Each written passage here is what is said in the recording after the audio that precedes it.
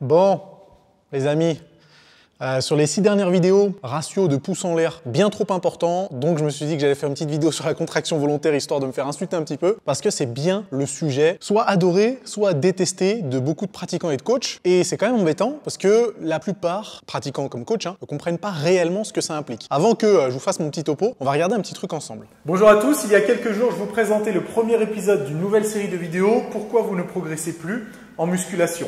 Aujourd'hui, deuxième épisode, deuxième raison, pourquoi vous ne progressez plus en musculation, c'est parce que vous n'arrivez pas à contracter volontairement un muscle. Ça fait mal, hein. On voit à quel point je n'étais pas à l'aise. Vous dépensiez un minimum d'énergie. Mais nous, en musculation, ou en tout cas si l'hypertrophie est votre objectif, on va essayer de faire exactement l'inverse. C'est-à-dire que pour un exercice donné, on va essayer de solliciter un minimum de groupes musculaires pour faire en sorte que la tension soit isolée sur le groupe en question. Ok, quand même très intéressante cette vidéo, hein. Je vous laisse le lien dans la description. Et vous imaginez que cette vidéo, elle a été publiée le 4 décembre 2014. Et depuis, sur les plus de 200 vidéos qu'il y a sur ma chaîne, le terme contraction volontaire, j'ai dû l'utiliser 2 ou 3 fois. Allez, peut-être 4 fois grand maximum. Mais à part cette vidéo, la contraction volontaire, j'en parle pas tant que ça. J'en parle voire même pas du tout. Et pourtant, j'ai très rapidement été associé à ce concept, entre guillemets. Et beaucoup se sont permis de se moquer ouvertement de ce concept en prétendant que c'était du bullshit, que c'était un truc à dormir debout, que ça n'existait pas, etc., etc. D'abord, on s'est moqué du nom, contraction volontaire, et puis après, on s'est plus ou moins moqué, un petit peu moins, hein, du concept en lui-même, parce que en réalité, le concept en lui-même, pour quelqu'un qui recherche l'hypertrophie, il est plus ou moins logique. Déjà, on va revenir sur le nom. Pourquoi contraction volontaire? Alors, oui, un muscle, il se contracte jamais involontairement, à part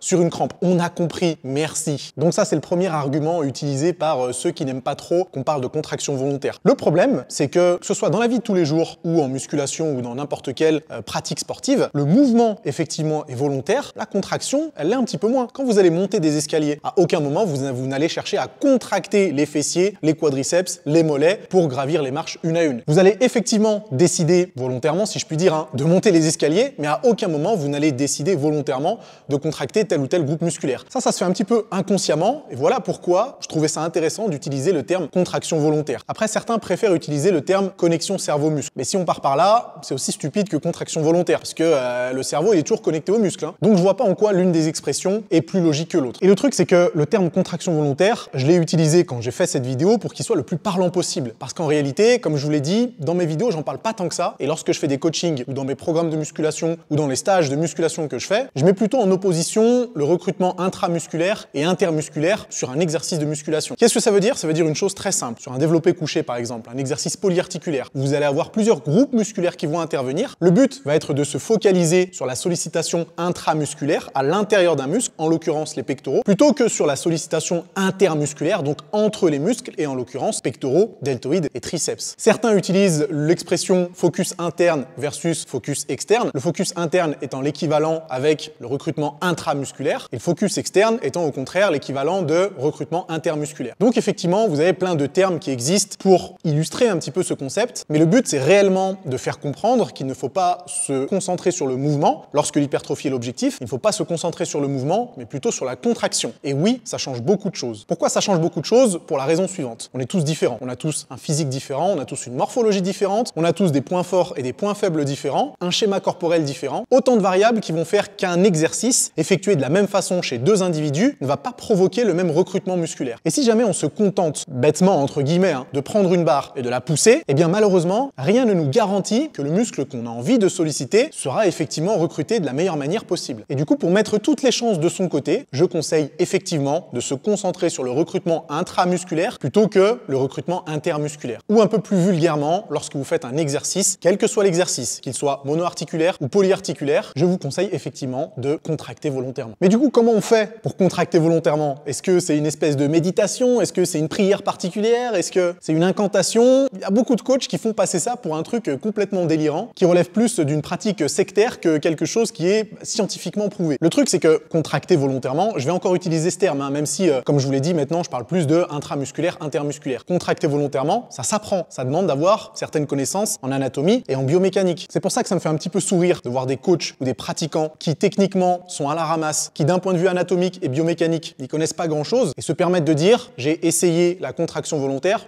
ça fonctionne pas. Évidemment, pauvre imbécile, que ça ne fonctionne pas, parce que t'as pas appris à le faire. Si jamais tu t'étais entraîné, effectivement, tu aurais remarqué que c'était plus efficace que ce que tu crois. Si en effectuant un développé couché, vous ne connaissez pas les insertions et les actions du grand pectoral, du deltoïde antérieur et du triceps, ben vous allez avoir du mal à comprendre comment initier le mouvement grâce à une contraction des pectoraux et pas grâce à une contraction du deltoïde antérieur ou des triceps. Donc si pendant une séance, et là je m'adresse aux pratiquants comme aux coachs, vous avez essayé de contracter volontairement, mais vous n'avez ressenti aucune différence, c'est pas parce que ça ne fonctionne pas, c'est juste parce que vous n'êtes pas entraîné pour. C'est aussi simple que ça. Faut pas rager, hein. La musculation c'est un sport comme un autre, ça s'apprend. On peut pas se permettre de juste prendre des haltères, de les soulever de haut en bas et d'espérer gagner du muscle. Ça fonctionne dans certains cas de figure, pour des personnes avec la morphologie bien spécifique, mais pour l'énorme majorité d'entre vous, si jamais vous voulez un physique équilibré avec un minimum de blessures, va falloir apprendre à contracter volontairement. Et que dit la science par rapport à ça? Est-ce que c'est vraiment quelque chose de délirant ou effectivement est-ce que c'est quelque chose qui a été étudié? Malheureusement, il n'y a pas eu beaucoup d'études qui ont été faites sur la contraction volontaire ou la connexion cerveau-muscle. À ma connaissance, il n'y en a eu que 2. Et le résultat de ces études est un peu particulier puisque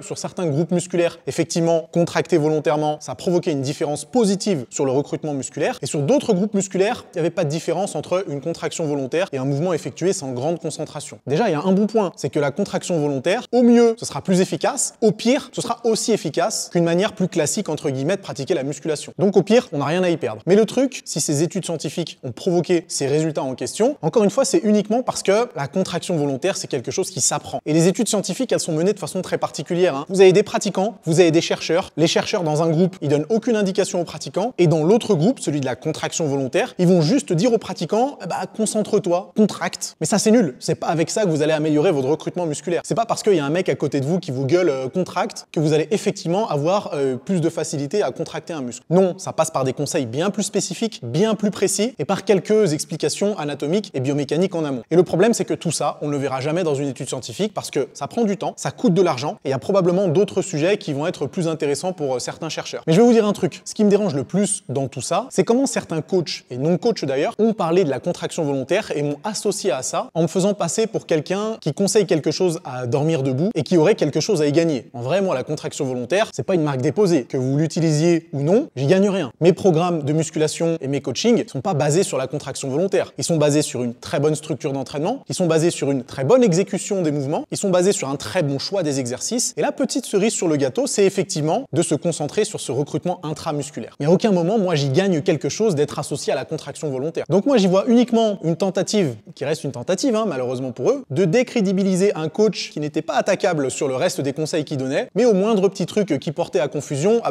évidemment, on va essayer de s'en prendre à lui avec ce qu'on a sous la main. Mais ça ne marche pas. Et à côté de ça, on a des coachs qui conseillent de faire du curl Larry Scott pour travailler le bas des biceps, de faire du squeeze press pour travailler l'intérieur des pectoraux, de faire du cardio à jeun pour perdre plus de gras, de supprimer les glucides le soir pour perdre du gras plus rapidement. Donc vous voyez que des aberrations dans le monde du sport et de la diététique, il y en a des bien plus importantes que la contraction volontaire. Donc je pense qu'il serait temps de passer à autre chose. Ceci dit, il y en a pour qui c'est devenu un sujet de plaisanterie. Moi aussi ça m'amuse qu'on me charrie un petit peu sur la contraction volontaire, en mode ouais Nassim il s'entraîne comme une grand-mère à contracter ses muscles. Des fois c'est marrant, surtout quand ça vient de personnes qui n'ont pas forcément un meilleur niveau que moi, je le prends pas trop mal. Donc moralité, est-ce que la contraction volontaire ça existe? Évidemment que oui. Est-ce qu'il faut vraiment continuer à l'appeler comme ça? Moi j'en sais rien. Est-ce que vous devez utiliser la contraction volontaire? Ça c'est pas mon problème. Moi je donne des conseils, je dis ce que je fais. Si vous avez envie de faire la même chose ou de vous en inspirer, tant mieux pour vous. Si jamais c'est pas votre délire et que vous préférez gigoter dans tous les sens lorsque vous faites du curl ou des tractions, et surtout si ça fonctionne pour vous, tant mieux. J'en doute un peu, mais tant mieux. Est-ce que mon physique, je l'ai atteint grâce à la contraction volontaire? Forcément que ça a joué un petit peu. Mais c'est un petit peu la même histoire que ce que j'ai dit juste avant à propos de mes programmes de musculation. Si mes programmes y marchent, c'est parce qu'il y a une structure qui est réfléchie, il y a un choix des exercices qui est réfléchi, il y a une technique d'exécution qui est parfaitement maîtrisée, et la cerise sur le gâteau, c'est d'arriver à aller chercher les derniers petits détails en contractant volontairement. Donc mon physique, je l'ai obtenu grâce à ma régularité à l'entraînement, à mon expérience en musculation, à ma technique d'exécution, à ma génétique aussi un petit peu évidemment, et puis peut-être que ce qui m'a permis de grappiller encore quelques kilos de muscles, eh bien c'est la contraction volontaire. Ok, maintenant qu'on a fini de parler de tout ça, il est temps de vous acharner dans les commentaires, de taguer votre coach préféré qui déteste la contraction volontaire, de mettre votre petit pouce rouge, non c'est une blague. En vrai, faites pas les exciter dans les commentaires, mettez votre petit pouce en l'air, partagez la vidéo, et puis nous on se retrouve dimanche pour un nouvel épisode de Versus. A plus les amis.